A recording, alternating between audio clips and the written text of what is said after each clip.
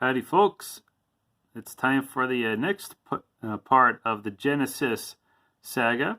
This time we'll be looking at the years 1992 to 1994, and its main competitor would be the Super Nintendo.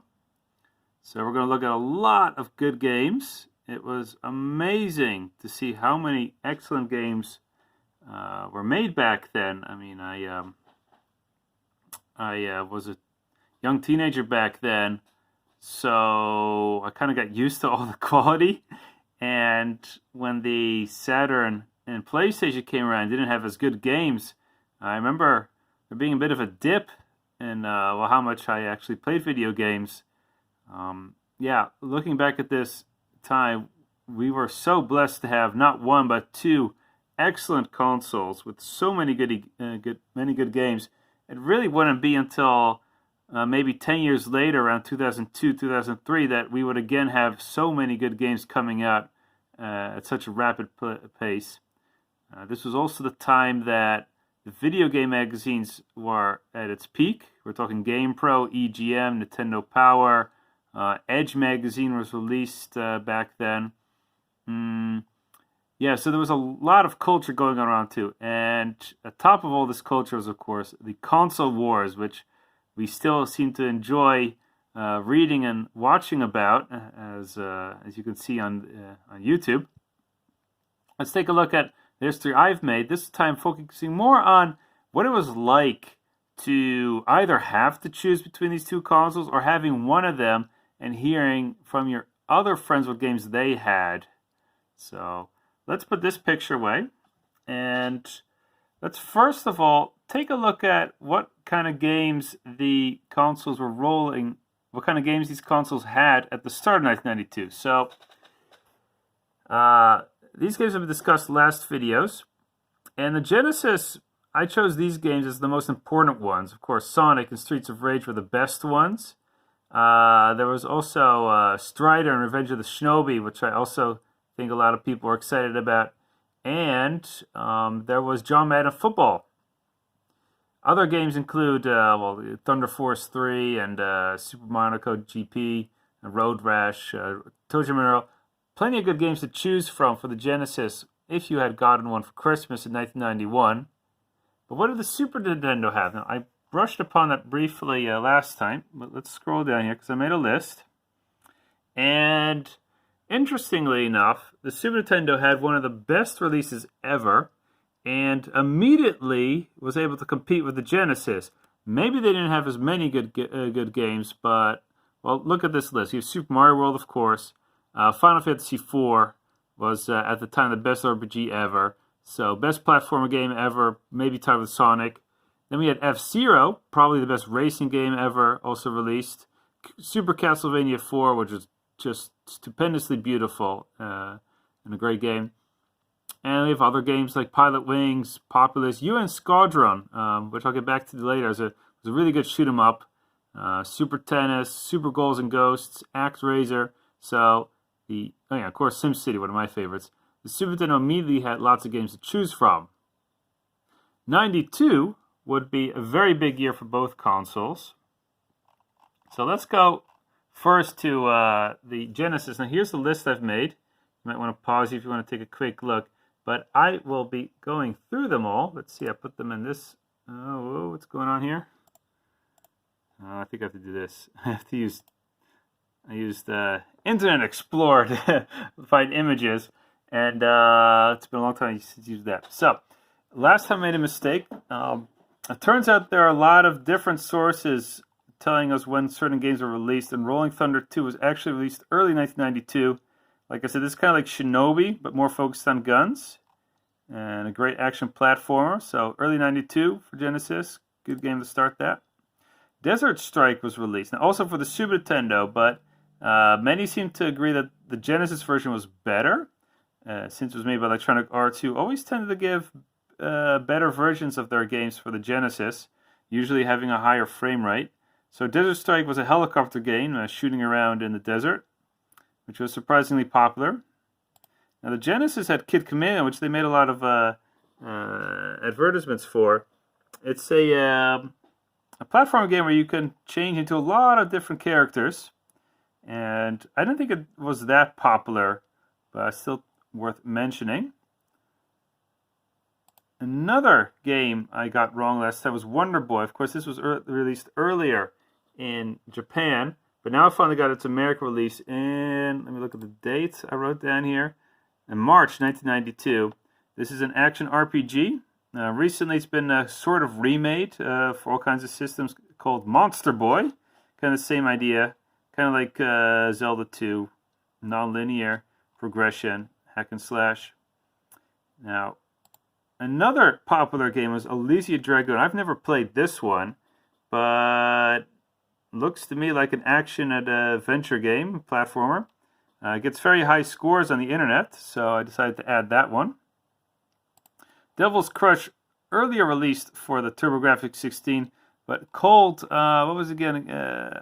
Dragon something for the Genesis. So here's Devil Crash and Dragon's Fury. It could be all the same game, but this is an adventure pinball game with really cool aesthetics, and it was quite popular.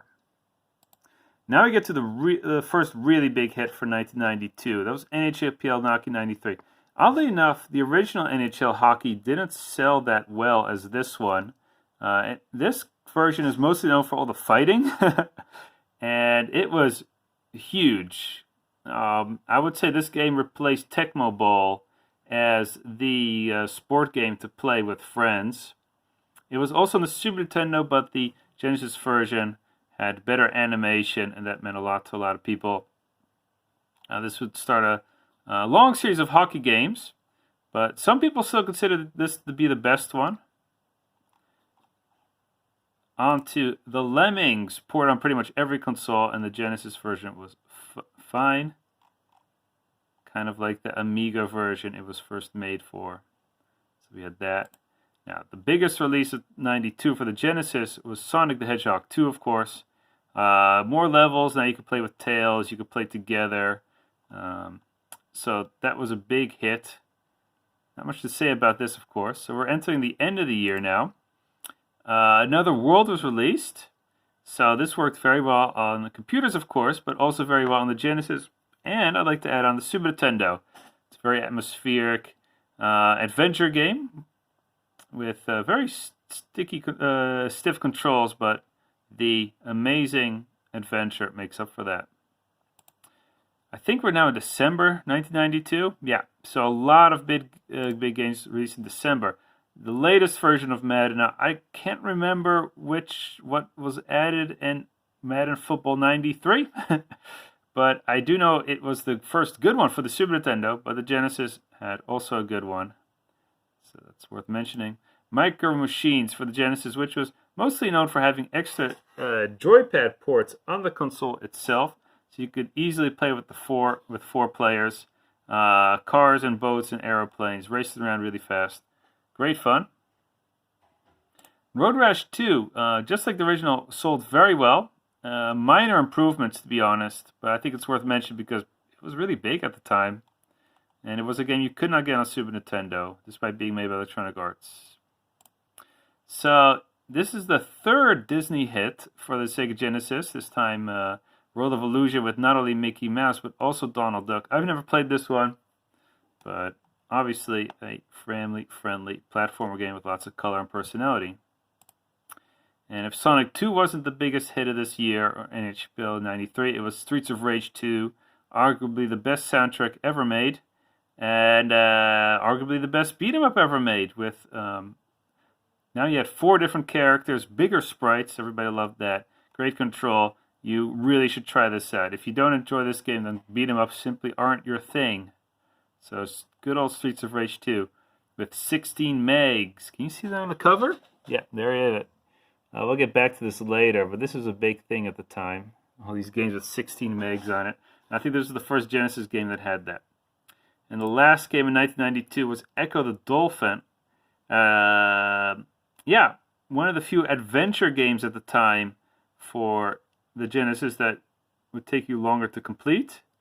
At the time, we kind of compared it to Zelda, which is kind of weird in retrospect. But yeah, lots of personality. It's just really nice going through all the levels, which are kind of like a maze, and just trying to get further and further.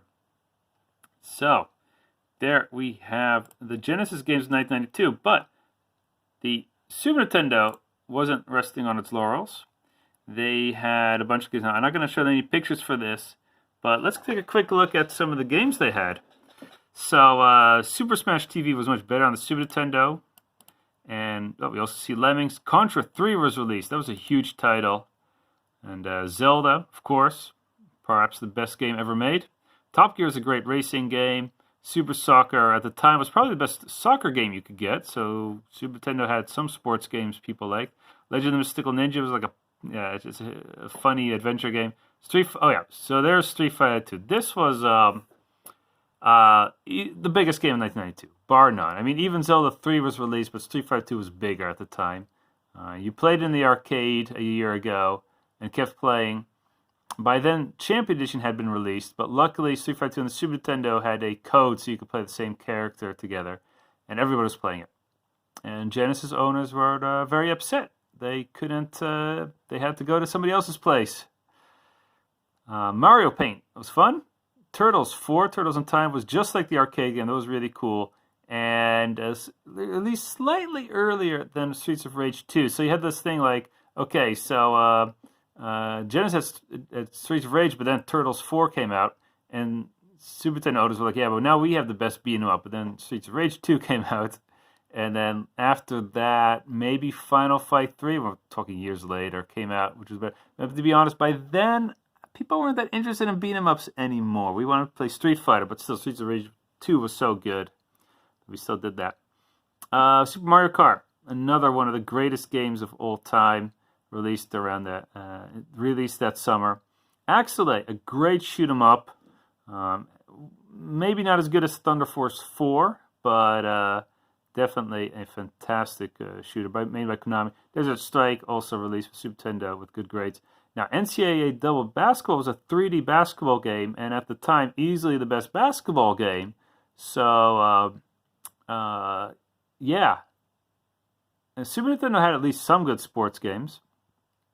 Now, then we had Space Megaforce, another really good shoot 'em up. So, I would argue that by the end of 92, the Super Nintendo had, together with UN Squadron, had 3 really good shoot 'em up games. I mean, R-Type and Gradius 3 weren't that good, but these 3 were. And so if you wanted to do shoot 'em ups, the Super Nintendo was a good choice. Now they had Another World, like I mentioned. Prince of Persia looked really good on the Super Nintendo. I never liked that game, but apparently got good scores, so I added it. Super Star Wars looked fantastic. It was really hard, but yeah, it was kind of like Contra, but with a lot of atmosphere. Apparently, Jimmy Connor's Pro Tennis did not get a 97. No, I think there's a mistake. Probably an 87. I didn't know this was a good game. Super Tennis is always chosen as the best tennis game on the Super Nintendo, but for some reason this game got high grades, so I added it. And finally, Magical Quest. If you wanted to do some platform action with Disney characters, in this case Mickey Mouse, on the Super Nintendo, you would be served. So 92, also a great year for the Super Nintendo. And I want to talk a little bit about the console wars now, because Genesis first had the Nintendo commercials in 1990, but in 92 they started talking about blast processing, and things, I think, in my experience, got kind of ugly. Yeah, the Genesis commercials were all about making the Super Nintendo players look like kids, while the Genesis owners would be the cool young adults, you know, the skater boys, as it were.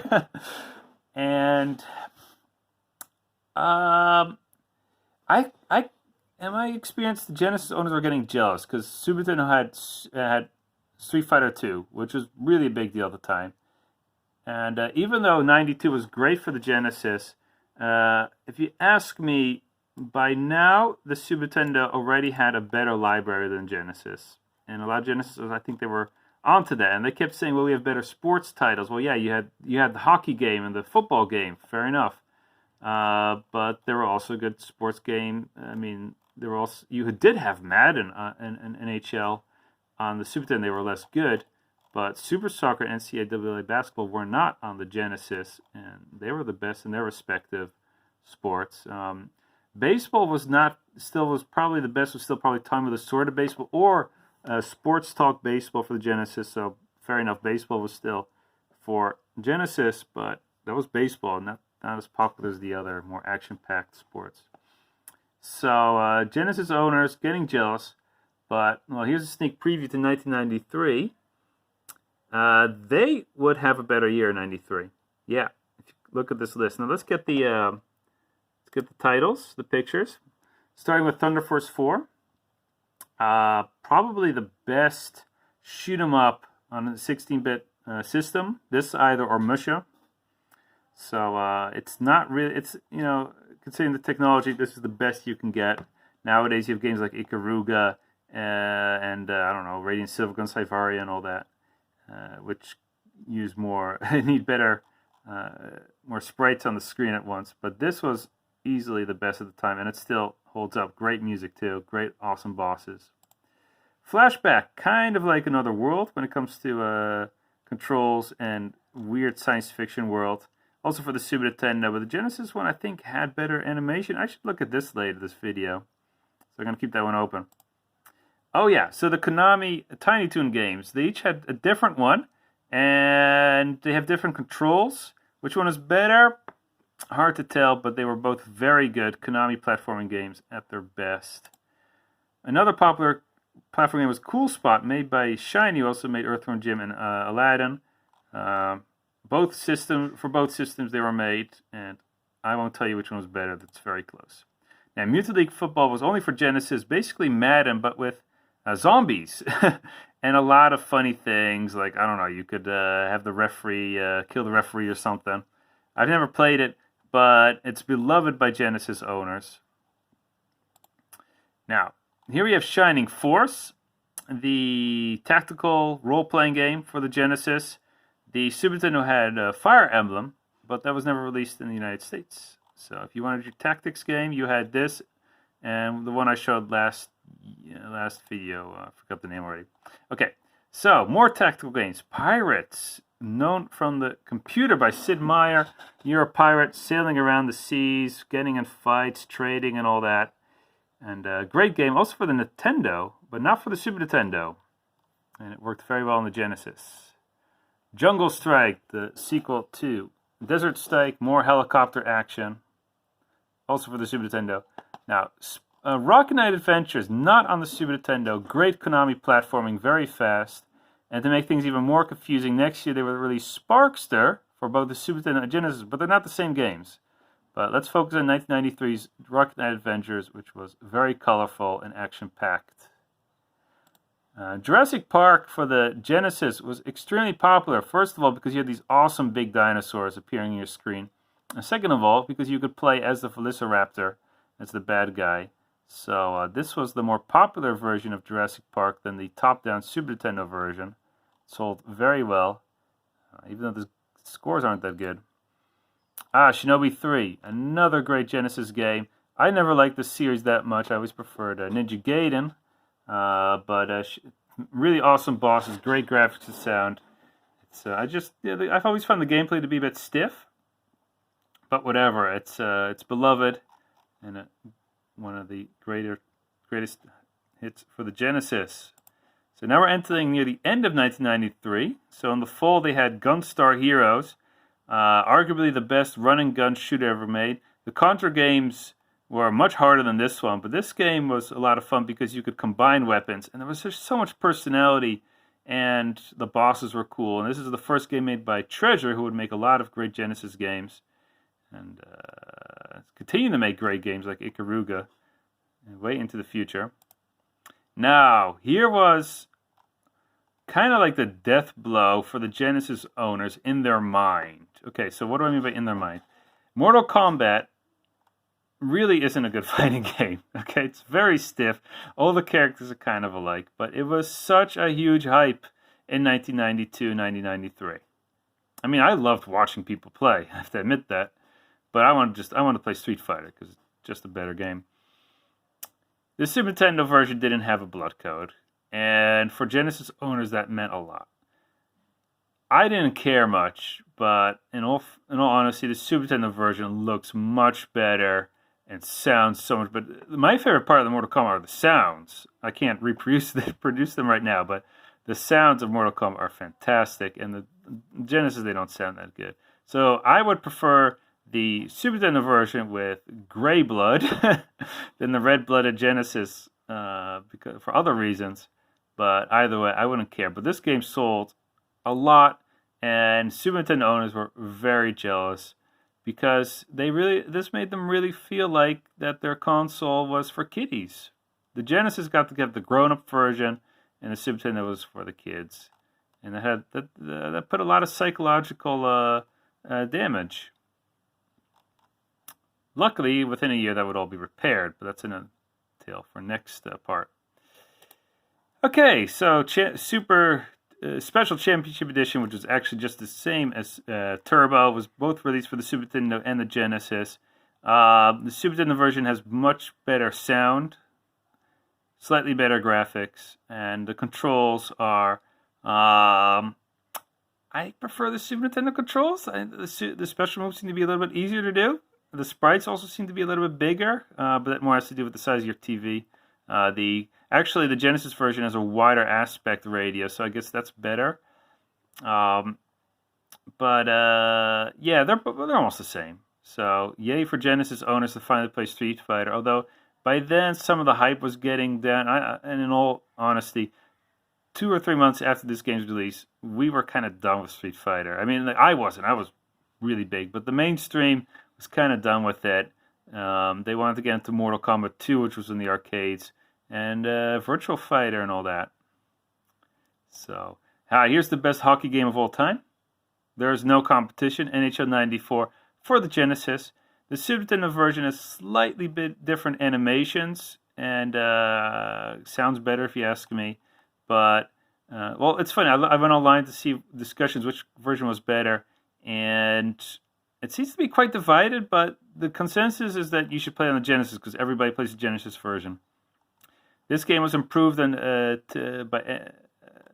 mostly improved because you had newer ways of attacking the goal.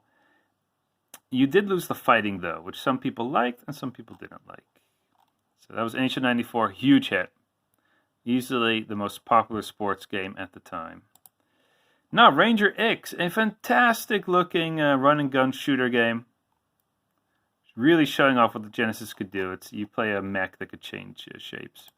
Madden 94, I can't remember which ones were good or bad. We're looking online. Most people say that Madden 95 was the best, but here's 94. I just said 10 minutes ago that 93 on the Super Nintendo was good, but that's not the case. It was 94, where the Super Nintendo version got just as good as the Genesis version.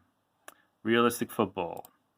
Now, Zombies Ate My Neighbors on both consoles, running around, hopefully with 2 players, and shooting zombies, with a lot of references to horror movies from the 50s. Now, FIFA Soccer was finally released not for the Super Nintendo, but for the Genesis. Very realistic football game. Around the same time, you had Striker for the Super Nintendo, which was more arcade-like. And which one you preferred had more to do with what kind of soccer game you were looking for. Both of them excellent. Toe Jam and Earl had a sequel. I've never played this one. Oddly enough, I should play it because I love the original. This time, it's a side-scroller. And then finally, for 1993, we have Soldier of Fortune, made by the British Bitmap Brothers. It's a top-down shooting game where you can level up your characters and choose different classes. Very popular, especially in England. So, that was 1994. We have 6 more minutes. Let's take a quick look at the games that released for the Super Nintendo in 1993. So, we have Buster Bust Loose, the Tiny Toon version for the Super Nintendo. Then we have Star Fox. Yes, that was a big game at the time. Nowadays, we look at it as bad frame rates. But at the time, 3D shooting games were a scarcity, and this one had a lot to it. Cybernator was a mech game, not as fast-paced as Ranger X we just saw, but looked just as good and was really cool. Lost Vikings, platform puzzle game, very popular. One of the first games made by Blizzard. Mech Warrior, just like Cybernator. No, not like Cybernator. Mech Warrior was 3D, and it was made by an American company, I think Accolade. It was really cool to have this 3D mech walking around and shooting things. Shadowrun was the cyberpunk role-playing game released a year earlier than the Genesis version, and the Genesis version was more kind of like more role-play-ish, like it mattered more which team you made. But the Super Nintendo version had a more convincing world, if you ask me. So they're both great. You should check them both out if you're into role-playing games. Super Turrican, the British run and jump and shooting game, was released for the Super Nintendo. Batman Returns, a very beautiful beat-em-up based on the movie. Rock'n'Roll Racing, also by Blizzard. Racing game where you shot each other down while listening to one of the best soundtracks ever. And it sounded much better on the Super Nintendo, I can tell you that. Super Empire Strikes Back, more Star Wars action, fantastic graphics and sound, and very cruel difficulty curve. Now, Mario All-Stars, I added to the list because it sold very well and got good grades, but yeah, it was Mario Brothers 1, 2, 3. Lost Level sucked, so nobody played that. I don't know, people just wanted to play their games again with better graphics, I guess. Street Fighter 2 Turbo was really big at the time. You got to play the bosses finally, and it had quicker speed. Still the best fighting game on all the 16-bit versions, and I prefer the Super Nintendo version because of better graphics and sound. Cool Spot, just talked about that. Super Bomberman, yes, 4-player action, first release for the Super Nintendo with the multi-tap. Yeah, probably the most exciting game ever released with friends. Zombies Ate My Neighbors, just talked about that. NHL 94 was for the Super Nintendo, very much like the Genesis version. Secret of Mana, yes, another classic, beautiful graphics and sound, but kind of a nice story. But it's so much fun just walking around with your friends and beating up enemies. Madden NFL 94 was a good football game for the Super Nintendo. They also had Tecmo Super Bowl for the Super Nintendo. For some reason, I don't remember anybody playing it at the time because we all had the Nintendo version.